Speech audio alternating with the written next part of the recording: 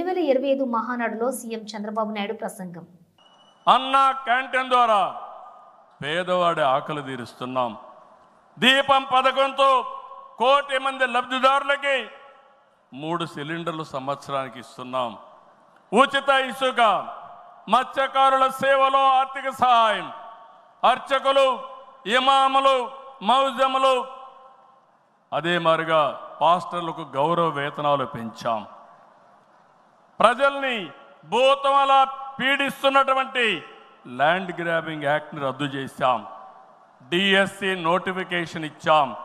మొదటి సంతకం పెట్టాం. మళ్ళీ స్కూళ్ళు తెరిచే లోపల అందరికీ ఉద్యోగాలు ఇచ్చే బాధ్యత మనం తీసుకున్నాం. ఇది నెరవేరుస్తున్నామని చెప్పి కూడా నేను మీకు తెలియజేస్తున్నా. ఇదే కాదు, మళ్ళీ పారిశ్రామికవేత్తల్లో నమ్మకాన్ని కల్పించి పెట్టుబడులు తీసుకొస్తున్నాం.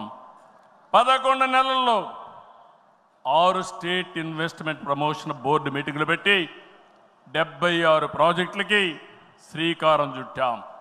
దీనివల్ల 4,95,000 కోట్ల రూపాయలు పెట్టుబడులు వస్తున్నాయి. 4,57,000 మందికి ఉద్యోగాలు వస్తున్నాయని చెప్పి కూడా నేను మీకు తెలియజేస్తున్నా. ఇది ఒక పక్కన మీరు చూస్తే, నేను ఒకటే మీ అందరికీ హామీ ఇస్తున్నాను. మీ అందరిని ఇంటింటికి పంపించి మన ఎన్నికల మేనిఫెస్టో విషయాలు చెప్పాం. సూపర్ 6 కూడా చెప్పాం.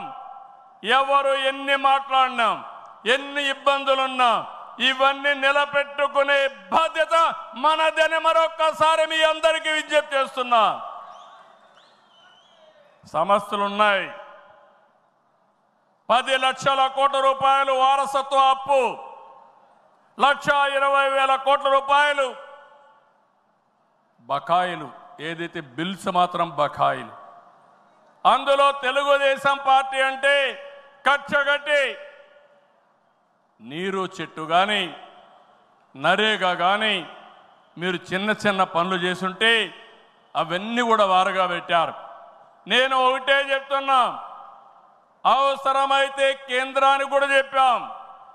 కావాలని దగ్గర అకౌంట్లు క్లోజ్ చేసే పరిస్థితి వచ్చారు. అన్నీ కూడా ఓపెన్ చేయించాం. కేంద్రంతో మాట్లాడుతున్నాం. మన దగ్గరుండే అన్ని అకౌంట్స్ క్లియర్ చేసే బాధ్యత ఈ ప్రభుత్వం తీసుకుంటాం. నేను స్పష్టమైన ఆదేశాలు ఇచ్చానని ఈ మహానాడులో మీ అందరికీ విజ్ఞప్తి చేస్తున్నా.